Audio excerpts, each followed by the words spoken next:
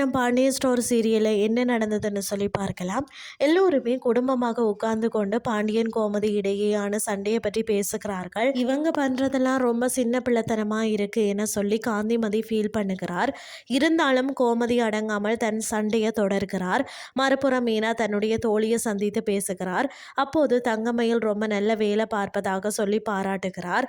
இதை கேட்டு மீனா சந்தோஷப்படுகிறார். அப்போது அந்த தோழி, மயில் கர்ப்பமாக இருக்கும் விஷயம் உன்னோட மாமியார் வீட்டுக்கு தெரியுமா என கேட்கிறார்.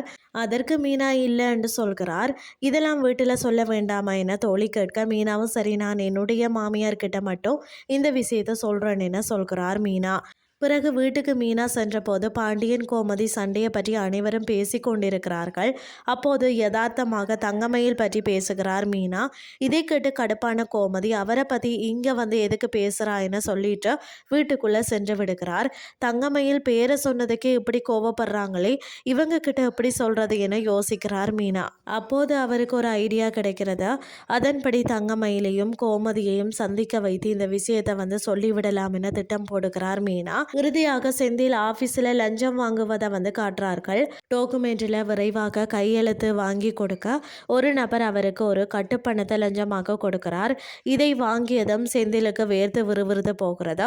தன்னுடைய மாமனார் பேச்சை கேட்டுதான் செந்தில் லஞ்சம் வாங்க தொடங்கி இருக்கிறார். இதனால் நிச்சயம் அவர் பிரச்சனையில சிக்க வாய்ப்பு இருக்கிறது. இந்த விஷயம் மீனாவுக்கு தெரிஞ்சால் என்ன ஆகும் அப்படின்னு சொல்லி இனி பொறுத்திருந்து பார்க்கலாம்.